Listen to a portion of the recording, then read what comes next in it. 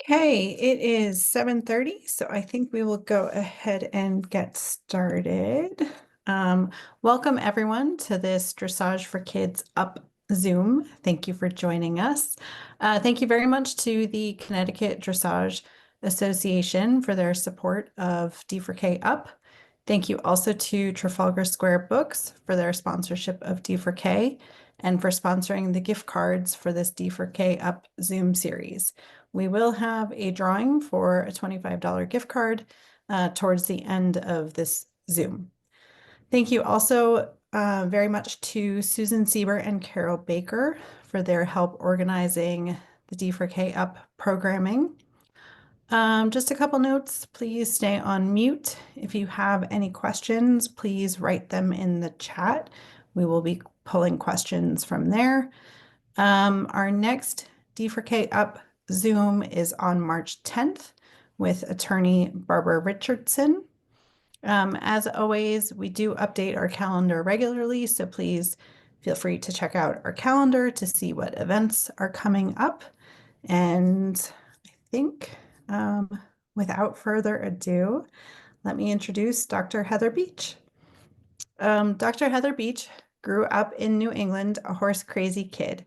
She showed in dressage, jumpers, and some eventing prior to pursuing a career in veterinary medicine. Since graduating from Tufts University in 2007, Dr. Beach has continued to have her love for the horse and the equestrian sports guide her career. She founded HBEquine Services in 2022 and provides high-quality sports medicine diagnostics and treatments to her clients. Dr. Beach can often be seen helping her partner, JJ Lavieri, at horse shows, setting jumps, grooming the horses, as well as taking care of their healthcare needs. She competes in the jumpers and in dressage, and also enjoys bringing along young horses and ponies for resale. Dr. Beach and her partner together own HJ Farm in Glastonbury, Connecticut, where they offer equine rehabilitation services, including treadmill, regenerative laser therapy, functional electrical stimulation, and other advanced modalities. So, welcome, Heather. Thank you for having me. I am going to do my screen share here so we can get the talk up. Let's see if I did this right. Okay. So if anybody has been to part of one of my talks before, I tend to talk a lot, I guess. Obviously interrupt me. We did a little test run to make sure my service, I'm down in Ocala, Florida right now for the winter season, and signal is not as great down here as it is in the rest of the country. So I'm on my hotspot. Hopefully you guys can hear me and everything. If there's any lag or if anything gets garbled and you need me to repeat, just Mary's going to keep an eye on the chat and stuff, and she'll stop me and we'll pick up from there. So I wanted to do this talk in particular because, like she said in the intro, my partner and I, we have a farm now that we own together, and we have been gradually building up the rehab side of both my vet practice and the farm that we own together, and that's been a very rewarding thing for both of us. We really like to be able to, I love to be able to get the horses into the farm, work on them on a more intimate one-on-one level, get to know them, get to know how they are in the stables, and and how they eat, how they behave and turn out. It's really helped me to understand some of these horses and cases a lot better.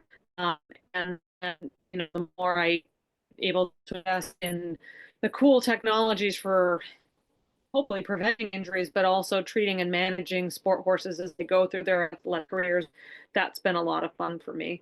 So, because of the unique situation that we have, being able to have the farm and have the training that operates out of the farm, it gives me the opportunity to have staffing, have facilities, and have stalls available to take a few rehab horses each month.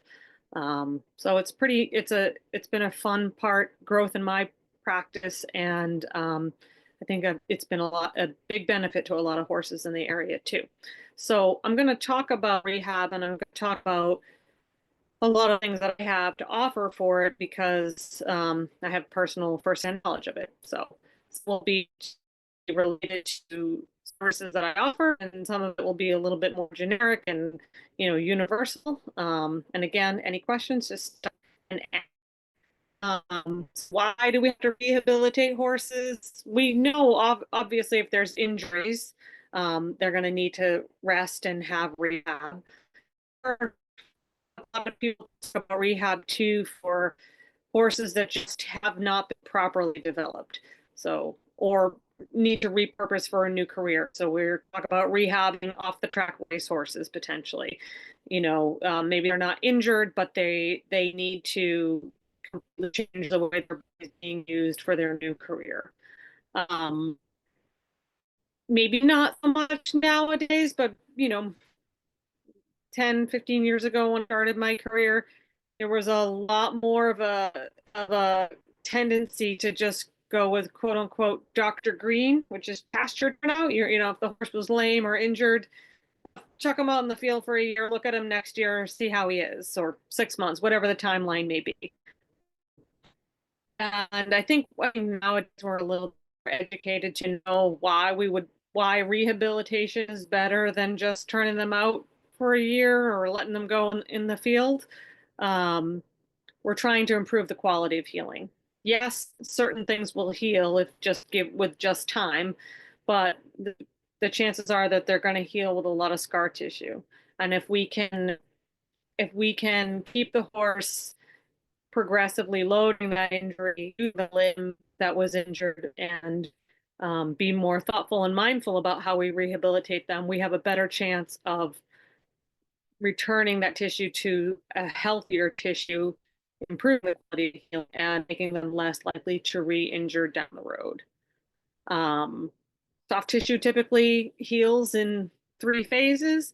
Initially, you're going to have a big inflammatory phase. That's why it gets hot. That's why it gets swollen. That's why it gets big immediately after injury. Those are usually the signs that alert us that there is an injury.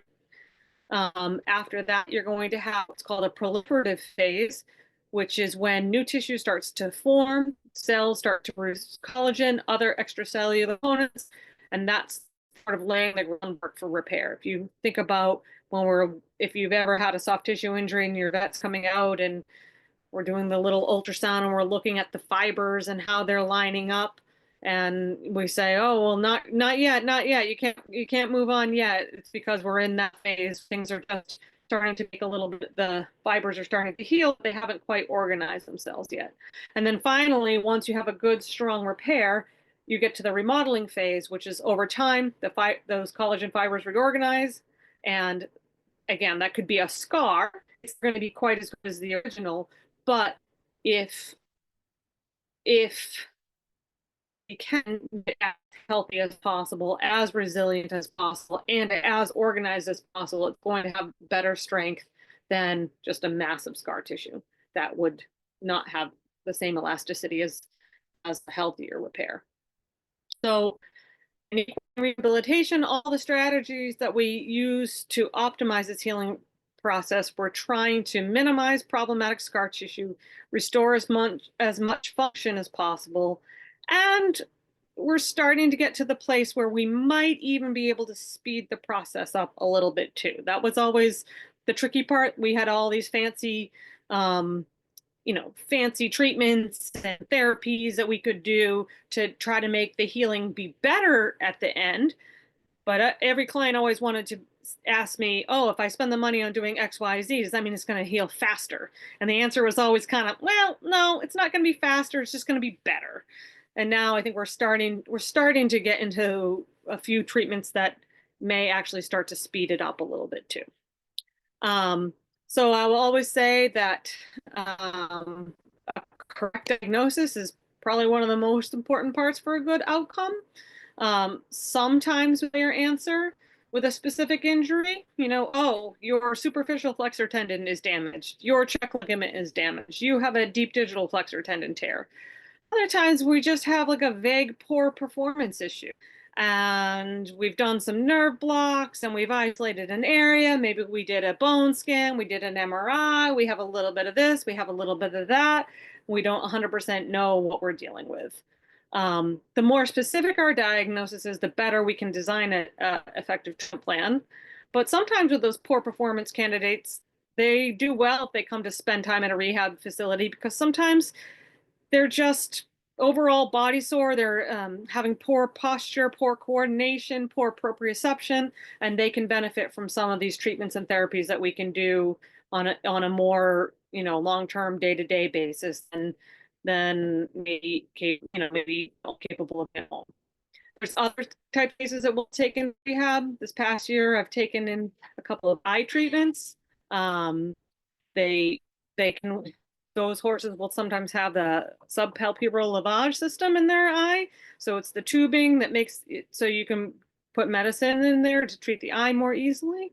And those horses can't get turnout because they can damage that lavage system in their eye. So they come and stay with us. We can put them on the treadmill, get them a little bit of exercise, and do some of these other therapies to keep their fitness up while they're not having turnout and not being ridden.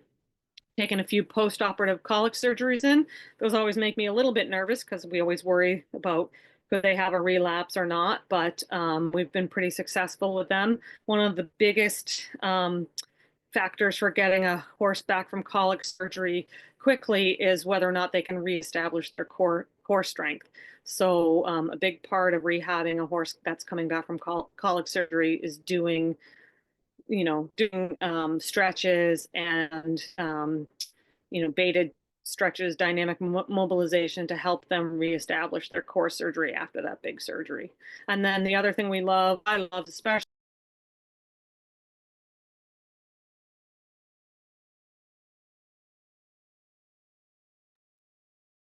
Oh, I think we lost Heather. Hold on just a minute. Let me get her back. I'm here. Sorry. You're Hello? there. Yep, you're back.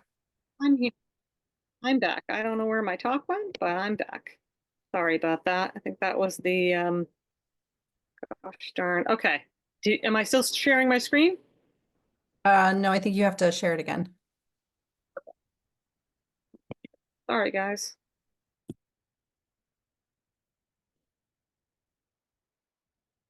Okay. Now you see it again? Yep, it's up. Okay, beautiful. So wounds with frequent bandage changes, I love taking those in too, because I can do a really good job of those. So I'm going to start off by sharing. This is probably good timing with just the technical failure, because I have a little video in this one that I would love to share if it'll go through. We may not be able to see it. So this is an app that I have been using for about a year now. And if you've ever seen the lameness locator, it works with the same kind of same idea as the lameness locator, except this is artificial intelligence technology, and you don't have to put anything on the horse. So you don't have to put the little beanie on them. They don't have to wear the little booty. You don't have to put the thing on their bum. That kind of takes a little while to set up and is a little bit of a pain.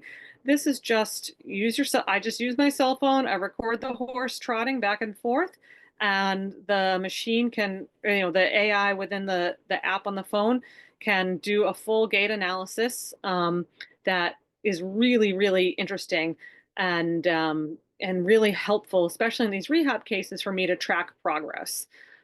So, it takes away, first, when we're getting the diagnosis, it takes away some of the guesswork because it quantifies how much asymmetry is present in the leg. And if I'm starting to do nerve blocks and moving up the leg to isolate where the asymmetry is coming from, it's spitting out answers at me that tell me whether or not I'm right or wrong. And, sometimes, not going to lie, 5 o'clock on a Friday afternoon and you've been blocking up a horse's leg and you really want it to look better because you're tired, right? Or whatever, or it's just a difficult, maybe, we just think it's going to be the foot or think it's going to be the ankle.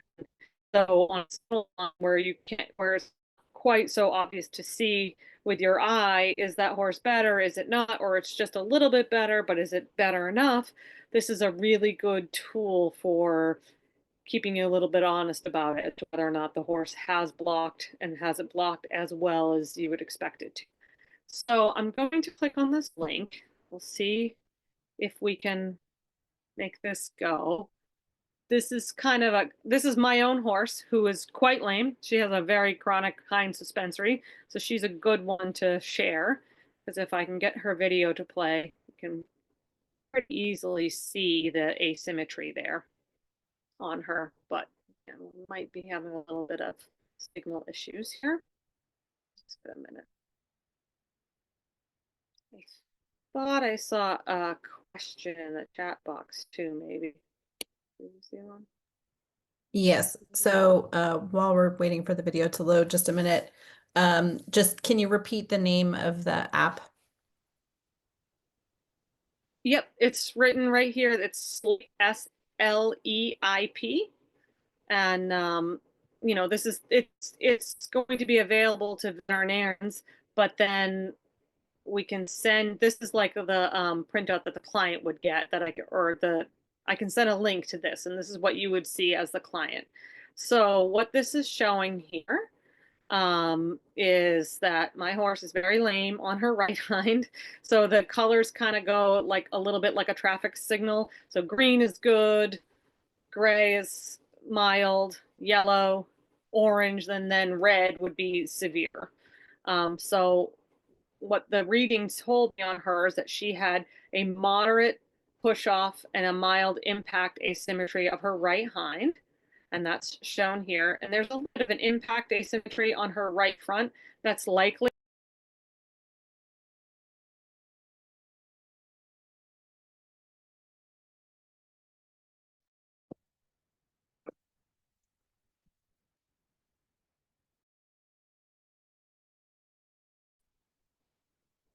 sorry, did I lose you again?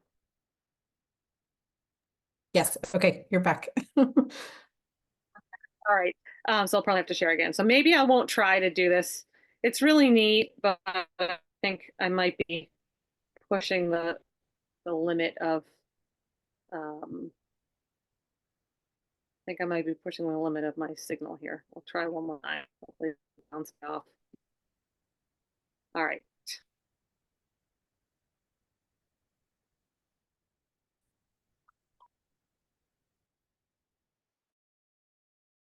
Let's skip this. I'm gonna see a problem and follow. It'll follow all steps. It'll take out some of the outlier steps as well too, and it's a very cool tool. So I'm just gonna move on from that in the interest of time here. Signal issue. Okay, just going to interrupt you really Yeah. quickly because another question came through.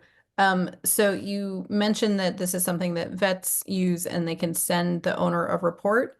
Can an owner also get this app as well? No, I don't believe so. I think this is meant to be just, you know, because it's not,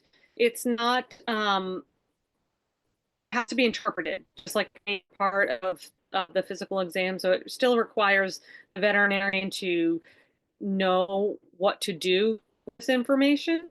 So yeah, it's meant to be used by a professional for, and they might have some model or coming out with some model like body workers or barriers potentially, but it's really meant to be used by veterinarians to guide this treatment. Now, if I come out and I view your horse and I do a reading of your horse, a recording of your horse, and an analysis, then I can send the client a link, and they can do their own recordings and send them to me to review later. So that's super cool too for a horse, maybe a rehab case that's come into me that's from far away, and they go home and they're carrying on and they're like, hey, I feel like something's weird today.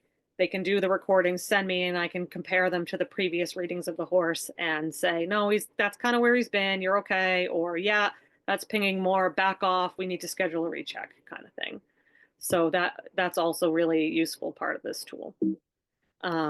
So I'm going to go over, okay, I think this is like my last attempt at a video in this, and then we won't be trying videos anymore. I just think it's neat to see the horse on the treadmill. So treadmill is a big part of my rehab program and what we can offer, again, in-house that most people don't have at their own place. The benefit of the treadmill is that it's controlled, low impact exercise. You can build strength and muscle tone. It sort of forces a bit of symmetry. I mean, horses do walk asymmetrically on the treadmill, but it's a lot harder for them to do it than it would be if they were walking on their own. So it them um, I'm just having this very steady um, and we can, you know, we can manipulate the speed they're looking at and the to too.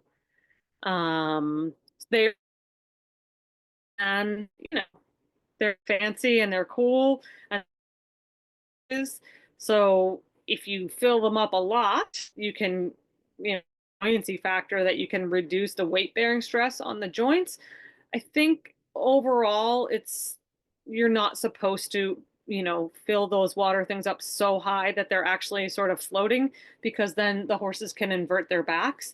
I think more often it's used you know, sort of ankle level or below the knee level just to have a little bit of extra natural resistance, like you would, you know, like you're walking through a shallow pool or the edge of the ocean or something like that.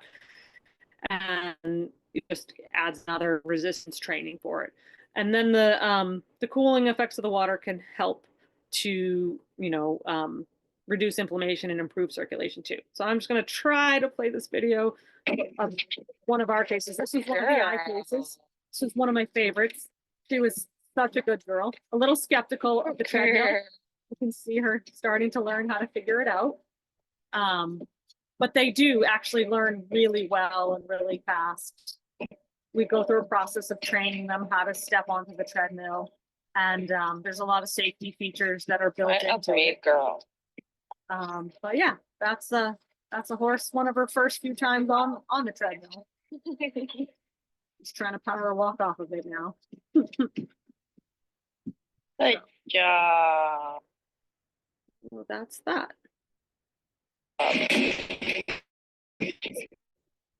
Sure.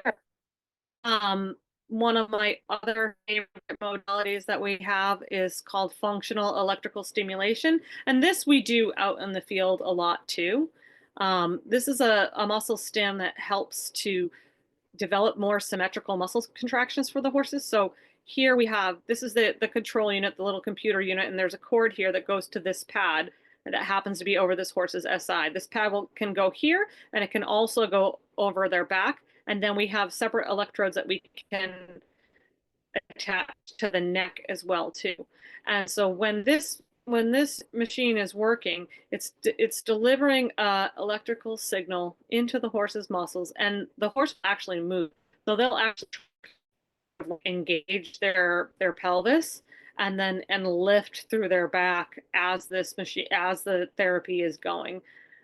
This is one of the things that I have that is incredibly beneficial, and riders feel the difference of this almost instantaneously on their horses. I feel like it benefits every horse, and then some horses it's absolutely magical for.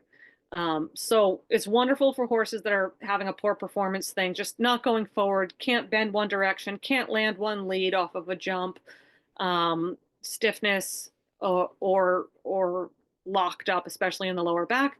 It's really great. And it's also wonderful, again, for these horses that can't be, you know, a high level horse that has to, you know, take some downtime for whatever reason, whether it's a post-op colic, whether they have an eye problem, whether they have another injury and they're not going to be able to do the same level of work. If they're on rehab, we can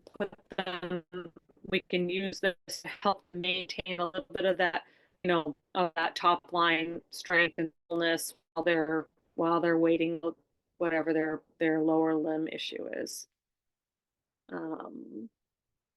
So, and then all sorts of other things we can do when the horse is living with us on a daily or multiple times a week basis. I love the equibands as part of the rehab strategy. I think it's one of the only training tools out there that I really think it can be quite beneficial. Again, it helps with sort of postural proprioceptive awareness for the horse. Um, I am much more likely to use it in a walking scenario versus like when the horse is under saddle.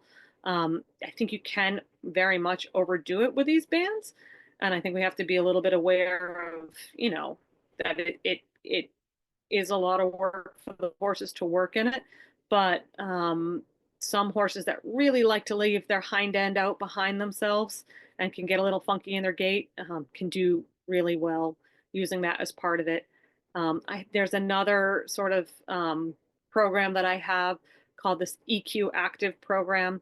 And within this program, I can prescribe all these different stretches and different programs, design how many sets and how much, like the frequency of the repetitions, and send clients these little instructions about how to perform all these good stretches and all these good mobilization exercises at home as well too. So um, lots of cool new technologies out there, or not even technology, just convenient ways of getting the information to people. So I think this is a big part of what we're doing when we're rehabbing horses, trying to improve their core strength, trying to improve their proprioception and their balance.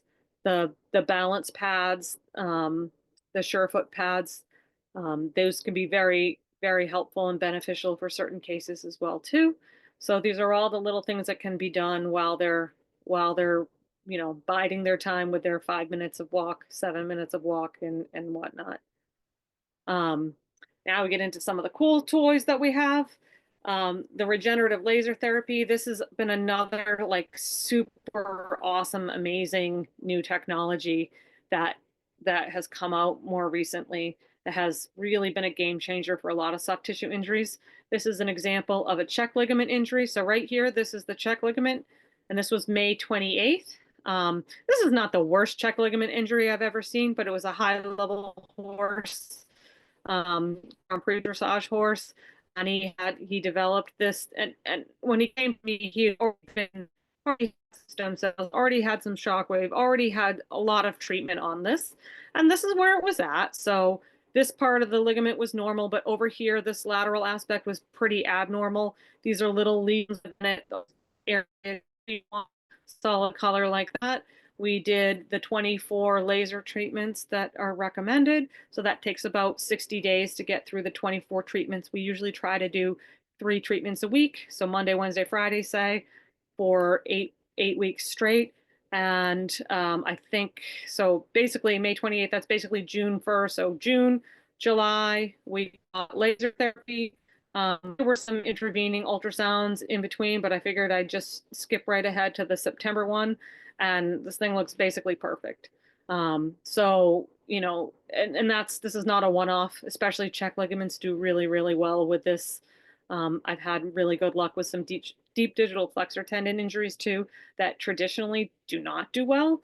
I've been treating these forever, and deep digital flexor injury, tendon injury inside the bursa area, it's really hard. You can't get to it with PRP too easily.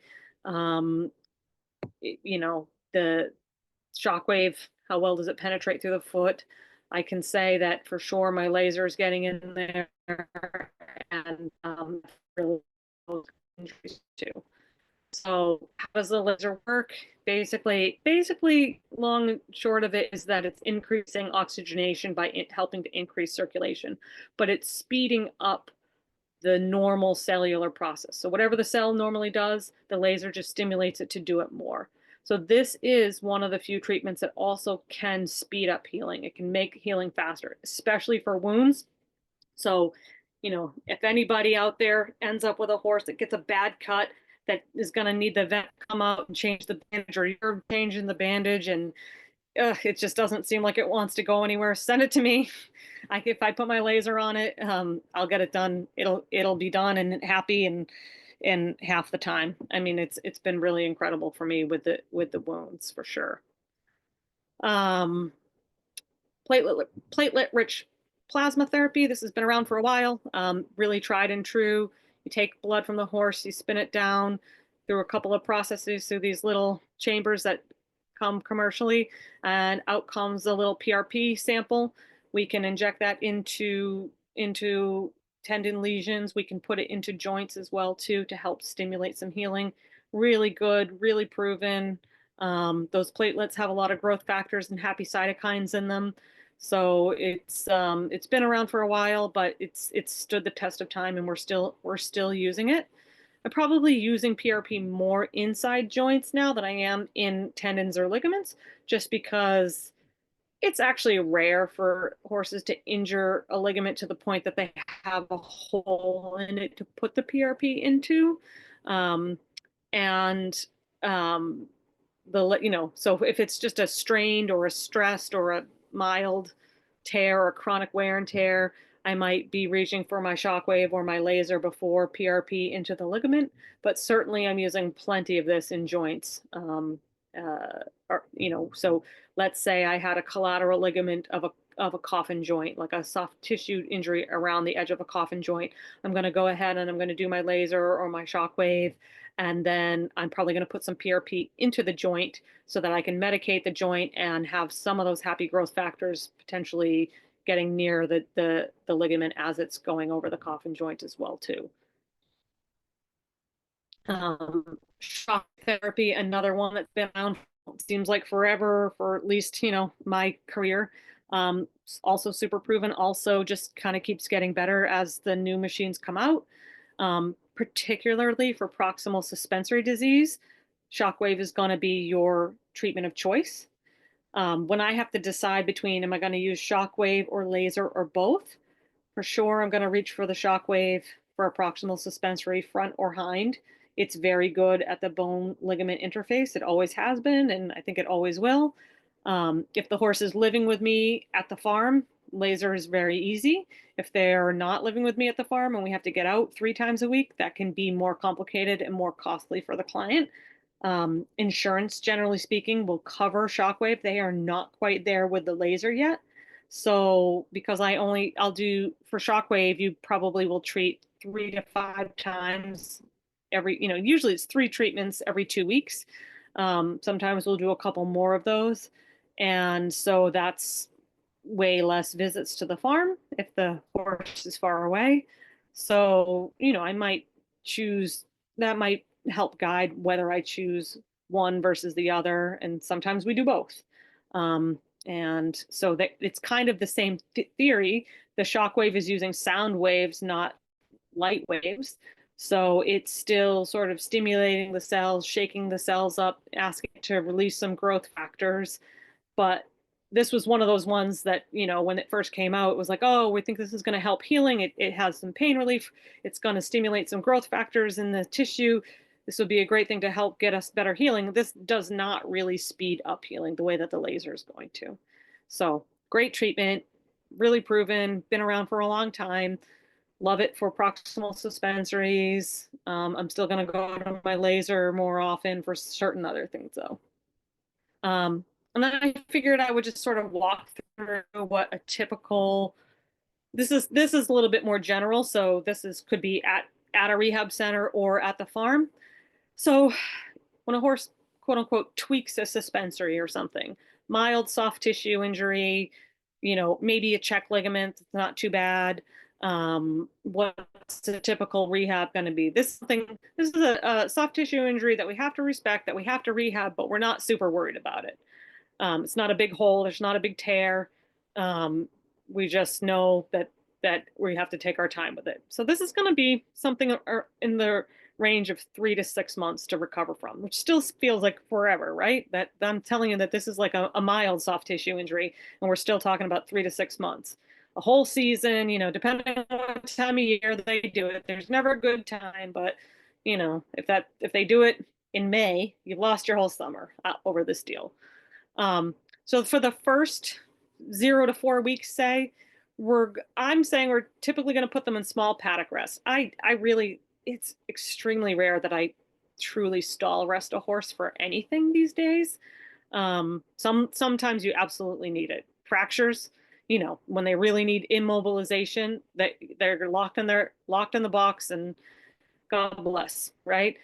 But I think there's too much trouble getting from the stall to the turnout if they get stuck in the stall for too long. So a med pen, small paddock turnout is ideal to just start with that so that we don't have to make a big deal going to turnout. So, but they're just going to hang out and they should be monitored. So, you know, a horse that's coming back from an injury or rehabbing should never be an unsupervised small paddock turnout. If they have to be unsupervised, they should probably be in the stall. But if they can be sized, someone's around, they're not just, we're not turning them out and going to pick up hay or whatever, there's staff at the farm, then I think being out and being in some kind of turnout is better. So if we're saying that we're going to spend, you know, usually it's the first 3 weeks of this that they're just hanging out. And then if they're at my farm and they're going to start rehabbing on the treadmill, then they are probably going to start that training process with the treadmill towards the end of this phase, whether it's week 3 or week 4. And so training on the treadmill means the first day they look at it, they walk up the ramp, they walk right up the ramp and right off of it. So they know they're not trapped there, they're not stuck, it's not claustrophobic. Then they're going to walk around, they're going to come up, they're going to stand on it and get some cookies and some treats and a lot of pets. And depending on how nervous the horse is, they might do that for a couple of days. That's it. Or, you know, once in the morning, once in the afternoon. Then we're going to put the butt bar up and the chest bar up, and then they're going to be like a little bit stuck there. Make sure they can handle that. Lots of cookies, lots of pets. And then the first day we turn it on, and they have to figure out how to take the first couple of steps on it, which can be some of them just like stand there until they hit the butt bar, then they jump forward. Some of them get it right away. And then we slowly increase the speed on that. It's actually much harder for them to walk on it when it's going really slow. So once they sort of get the idea that they have to move their feet, we tend to have them walk a little bit faster, but never to the point that they get stressed out about it. Stop, cookies, treats, take a break. So that, you know, it takes about a week before they're really sort of walking, and also before I would let them be handled by one person. So there's always going to be 2 of us in this initial training period. So we have one person at the head of the horse, another person sort of backing up that person if they need any other help too. So after we get through the initial rest period, we're going to go into the controlled exercise phase, which is the boring part. If it's at your house, you're probably hand walking it. If it's with me, we're going to start doing real treadmilling. So we're going to start, the focus is on building strength and flexibility without overloading that injured ligament. We might be at like 5 minutes a day initially, and increase by 2 to 5 minute intervals of walking. Do 5 to 6 days a week of the treadmill. If you're hand walking, you're going to be hand walking them. And once I get them up to about 30 minutes of treadmill, if they need more fitness, depending on the horse, depending on what else is going on with them, we can even add in inclines. So we have settings on our treadmill where we can do like 4 minutes of flat walking, 6 minutes of an incline, 4 minutes of flat walking, 6 minutes of an incline to really help push some of the hind end stuff. So once I've got my horse hand walking or treadmill walking 30 minutes a day, that's about when we're going to start our under saddle work. I love it if they can keep treadmilling 30 minutes a day, and then we add in, you know, maybe 10 minutes of walk, and then we start our trot work. 2 minutes the first week, 2 to 5 minutes the first week, increasing by 2 to 5 minute intervals weekly until they're trotting about 20 minutes. This part over this phase of things, we're probably in most cases, other than real true elite athletes, getting these horses fitter than they've ever been in their lives by doing this. Not many of us are really trotting our horses 20 minutes each ride. I love that EquiLab app that kind of you can use when on your rides, and you can track and see how many minutes of walk, trot, or canter you really do on any given ride. Most of us are not trotting for 20 minutes. 10 minutes is, I think, a lot in many cases, which is fine. I mean, we're not trying to grind our horses into the ground. But but in this phase, we are trying to get them more fit than they were prior to the injury, because that fitness and that stamina is going to be what helps prevent re-injury. So this is all done kind of like, with rechecks of soundness and ultrasounds and whatnot, as needed to monitor that things are going well. But this is kind of what I generally start to steer for. Once we've got, so we're, treadmilling or hand walking or tack walking, and I'll, on any given horse, I might alter the ratio of these things. So let's say they only come to me for the first 60 days and then they go off to their home farm. So they were treadmilling 30 minutes a day. I'll probably, if everything looks good, I'll probably send them back to their home farm to tack walk 30 minutes a day with the starting the trot work. If I have them with me and I can treadmill them in the morning and ride them in the afternoon, they're just going to do more walking. I don't necessarily cut that back because I think it's just good for them to keep doing it.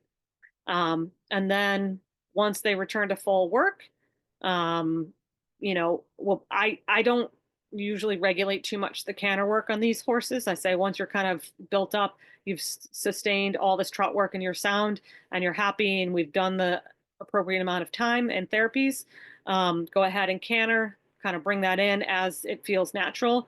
But I do usually want 30 days of quote unquote basic flat work before they return to whatever their sport is. So if they are a jumper, I want them to be full 30 days full flat work before they go to jumping.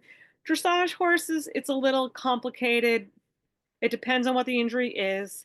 So if it's a hind end injury, like definitely don't do any collection until you're like past this phase. Like a front end, suspensory, some lateral work could be really good for them, for their back, for their hind end, for some suppleness. Really stretching and crossing over in the lateral work, though, could put an excess strain on it. So it's a little case by case. A lot of dressage people, since this is a dressage talk, get very antsy if I don't let them do some shoulder in or do some travers. So it's not a hardcore no, but the concept is that we're trying not to put additional loading or stresses onto the injured area too soon. So like I said, for a mild suspensory injury, for instance, this 3 to 6 month time frame is, could be it. Every case is going to be a little individual, but usually these ones don't take too long and then they do pretty well. Now this is like more what you're going to have to see for a serious injury. So for instance, a core lesion of a superficial flexor tendon, those are really tough. So you have a hole in your superficial flexor tendon. Those are going to take a long time. That's like a minimum of a year before you're really back at it with, if you're trying to get that to heal. And a lot of times these ones are sadly kind of prone to re-injury, especially in a jumping horse. So, for this one, depending on how serious it is, or if you had like a big problem in a deep digital flexor tendon, for instance, in the foot, this one we might be closer to a stall arrest or a small med pen, depending in the beginning. We're going to hit them aggressively with all of our regenerative therapies right in the beginning. So maybe we're going to do laser and PRP injections in the first 60 days. We're monitoring this lesion monthly. Once we kind of feel like we've gotten somewhere and we can start moving the horse, and I'm generally on the earlier side of this, and I think there's studies that say that movement is very beneficial. We have to, it's all with a grain of salt. If the horse is too sore to move or the tissue is too unstable, we can't. But it's going to be the same kind of boring thing. We're going to increase by 2 to 5 minutes every week or two. And we're still going to try to build them up to 30 minutes daily, but we're going to have do this much slower. And so now instead of doing this over a couple of weeks, we're doing this over a couple of months. So our interval of increasing just goes slower. Maybe in a case like this, I'm going to add the shockwave in this therapy. So we continue doing things. We'll put some FES on the horse so that they don't lose all their core strength while they're going through this. In the next stage of things, 4 to 6 months, more progressive strengthening exercises, bring in your balance pads, bring in the equibands, continue your treadmilling for up to 30 minutes a day. And then maybe towards the end of this, you're going to start to introduce the under saddle work, and you're going to go really slow, and you're really going to avoid your turns, and 2 minutes per week the first week, gradually increasing by 2 minutes per week until we're trotting 20 minutes. Same thing. And the other thing, again, for these more serious ones that I really like to use is a 2-day on, 1-day off schedule where we work for 2 days and then rest for 1 day and then work for 2 days. So it's not the same days of the week necessarily. It's kind of like it floats and it rotates around. This allows for a recovery day after 2 days of stress in a row. So now we've built the horse up basically to the same place, but and this is all within a range because this is all going to be based on how those monthly ultrasound checks are looking and how the soundness is looking. So, in a superstar horse that's healing really well and doing really well, maybe at 6 months we're going to start thinking about cantering. But we may have to drag all this out more to like the 9 months before we start thinking about cantering. Always monitoring, adjusting therapies and modalities and the timelines based on the healing and the soundness and the other factors. And then again, we're going to do the same concept. I'm probably going to instead of 60 days of basic flat work, maybe 30 to 60 days of basic flat work before returning to sport. And if it's a really significant injury, like it makes a little more sense when we think about jumping horses. So if you have a horse that maybe was a 1.40 meter jumper, like a really high end, jumping really big jumps, you're going to take a long time coming back from these. You're going to flat until you feel like the horse is solid. And then if you go back to the show ring, or you're going to jump them at home, you're going to jump them smaller at home. And then when you go to the horse show, you're not going to jump them 1.40 meter at the first horse show. You're going to jump them 1.20 meter or something. You're going to do something less before you push for the higher level. So that said, sometimes with these things too, you have to just, if the horse is, it all depends on the horse's age and their level of training. If they're highly trained and they're older and they don't have much left, then sometimes you'll take more of a risk and say, well, it's either gonna work or it isn't. But this is just sort of general guidelines for not specific case. I think I am getting close to questions period. I would just throw out too, one of the other things that we offer are what we call like weekly boot camps, where we could get a horse to stay, like for some of these poor performance cases, we'll invite horses in to come and stay with us for a week, where we can kind of live with a horse, try to figure them out and play with a bunch of the common things, see how much we can work with a farrier, our farrier or yours, look at saddle fit, look at the teeth, get the teeth done, check the bit and the bridle fitting for ulcers, talk about diet, make sure it's appropriate, not too much energy, enough energy, not too much energy. Try to determine is this horse lame versus weak, or does it have some emotional cause of poor performance, sleep deprivation, social stress, needs to have a quiet stall, a dark stall, needs to see friends, doesn't like to see friends, all these sorts of things that can be causing problems with horses that you start to key into when you live with them, that it's hard for me as a vet to understand if I don't live with a horse. So that's about what I have, and happy to take any questions. So a couple questions. Heather, can you just repeat the app that you were talking about that tracks the minutes of trot and canter? Oh yeah, it is called Equilab, and I'm going to hold it up. If you can see, is that going to work? This is the app, and so here I'll this is not that going to be that clear, but let me see if I can. I don't know if you guys can read it, but it'll tell you, see how it says how many minutes of walk, how many minutes of trot, and how many minutes of canter were in that. And it has some actually really cool other Other things that it will tell you. Hang on, let me see if I can pull up this horse. So, oh, detailed stats. So that's where it is. It'll tell you like your average speed. I always think it's kind of interesting. You can go to like tempo, and I always look at that on my horse, like how rhythmic am I riding? I don't know how accurate it is, like perfectly accurate it is, but I do see that my more regular horses are more regular there. It'll calculate stride length. You have to have your phone in your pocket for all this to happen, but I think it's really neat. Average speed, and yeah, I mostly use it just to see. I'm guilty of not cantering enough. So I'm really good with walk. I'm really good with trot, and then I'll get off my horse and then be like, I only cantered for 2 minutes today. What the heck? Um, and I know that I need to work on more canter.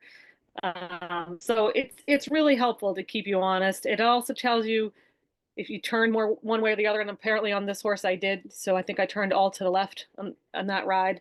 Oh, that was all my cantering. So it was all in one direction. So you can catch yourself with things like that in your trainings and whatnot too. So it's really helpful. It's called Equilab, and I really like it quite a bit. Okay. You were talking a little bit about symmetry especially when a horse is walking. Mhm. Do you find any differences between like the treadmill, like a carousel, like a walker or hand walking? Like, what are some of the differences? So yeah, I think the treadmill really makes them, well, it doesn't force them to walk symmetrically because I do have a couple horses that have a little bit of a that their funny gait is exacerbated on the treadmill, but it gives them the opportunity to find a way to get more symmetrical. Um, and I think on the hot walkers, I think they're just moving along and they're too at their own liberty to continue. I mean, I think they're great. I think, like a one of those big circle walkers that, all of this is good for them. And then there are people who say, oh, if you do too much treadmilling, then they get too straight and that's bad. But I think we're still riding that, I mean, yes, when they're rehabbing, they're maybe just going in a straight line, but we're not, the 30, 60 days of that. I don't think we're over straightening them. How about that? I haven't seen that to be an issue. I suppose if we were really conditioning them and really pushing the treadmill and pushing the time and not doing our other things with them with that supple them and do things to help them bend, maybe they could be too straight from quote unquote too straight from the treadmill. But I think it's just a great way. They swing through their back, they get loose, and they figure it out. I wish I wish I had better faith in that the video was going to work, and I could have found one of my horses he's not that clumsy at the trot and the canter, but he is the clumsiest walker you've ever met in your life. And man, he bounced around like a ping pong ball on that thing for a while first, and then he got so much better. And now you can like walk him to his turnout without him falling on his face or running into you, or it really helped him quite a bit. So that's a big benefit that I see from it for sure. Can you explain what the functional electrical stimulation might feel like to the horse? Yes, because I have put it on myself. So if anybody's ever used a TENS unit, it's similar, but the beauty of the functional electrical stim is that the wavelength that the impulse is set at goes to mimic motor neurons, not sensory nerves. So the TENS unit is going to stimulate the sensory nerves, and that just kind of means that it feels like more of a zap at higher voltages. So with a FES wavelength, the motor neuron wavelength, it's a much lower voltage to get to still transmit the signal. So it doesn't feel like a zap. The best way that I could describe it is it felt like there were several tiny egg beaters like inside my muscles. Like, I don't know, I could just picture like a little guy with a little egg beater going into the muscles. So that's sort of what the sensation of the impulse feels like. Then when they engage, some of them do get nervous. So especially the first time, they get 2 treatments the first time, so that they kind of get used to it. It's a very gentle one the first time, and we kind of get a little bit more into it on the second treatment. And so the first time that they get functional movement, especially behind, it's kind of like, it can be like when they're in the wash stall and they get the cold water under their tail and they woo, and they really hyperflex that their pelvis. So every now and again we'll have one that will react like that and get a little goosey. We just turn it down if they get nervous from it.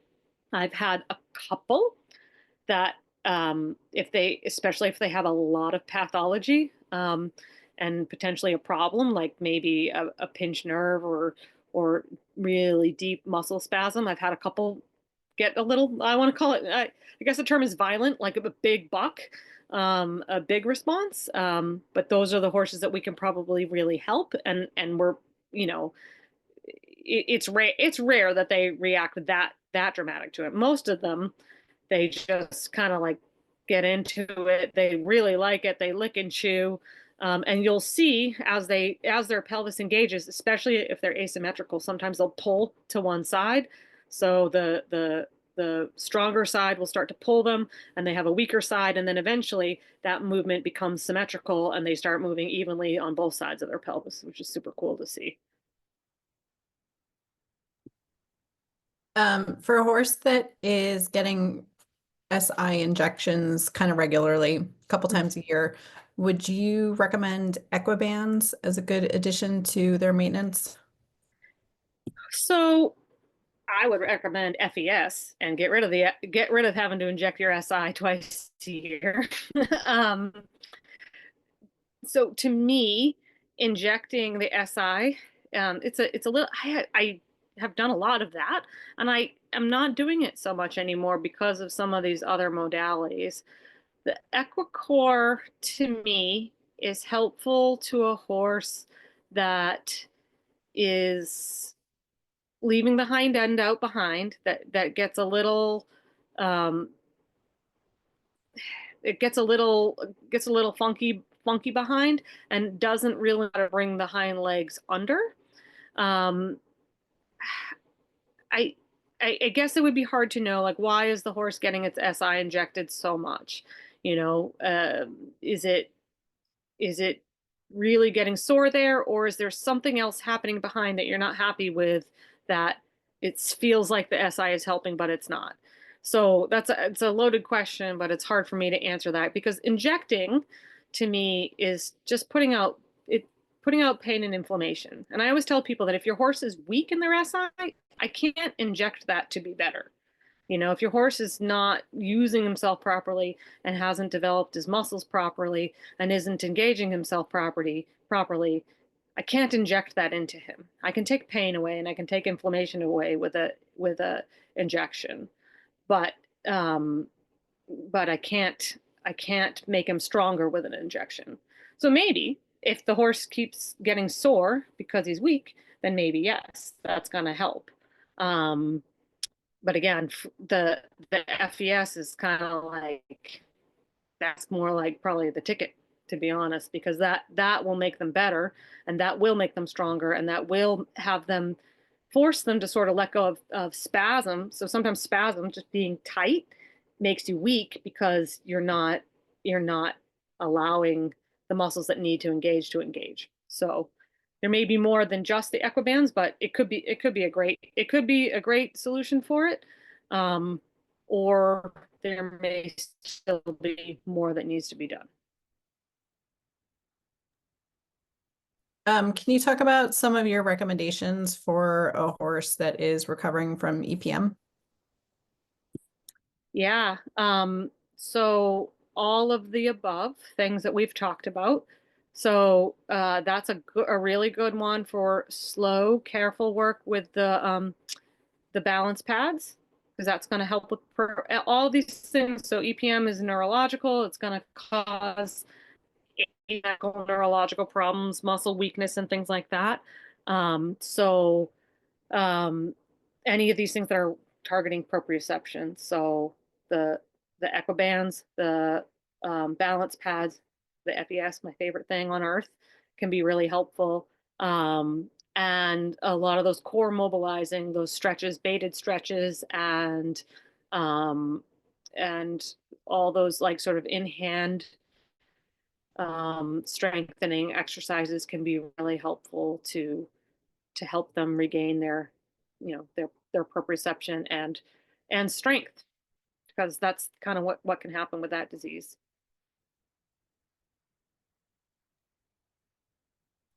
And then looks like we are almost through the questions. So just again, if anyone has any questions, I think we have just about a minute left. So one more, what sort of rehabilitation plan would you suggest for an older horse who has some arthritis, especially in the hocks? So that may not require true, sorry, I'm just getting a message on my phone, make sure everything's okay. So that may not require true rehabilitation. You know, sure, if they have the winter off and they have to get back into work, then yes, you don't want to just go 0 to 60. You want to build them back up again. Lots of walking. You're not going to hurt. You're not going to hurt the horse with walking, and trying to be as consistent as possible. So with arthritis, movement helps.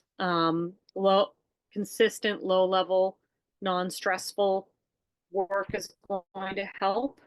And, um, you know, more of those, I'm going to say the same thing, almost the same thing as the EPM horse, because, you know, maintaining flexibility, mobility, and proprioception, all that core stabilizing stuff is going to be really helpful. And then, you know, keeping your old guys moving and as flexible as possible, I think is gonna support them the best for sure. All right. Well, I think that covers it. So thank you very much for being with us tonight. Thank you. Take All care. right. Thanks, everyone. Have a good night.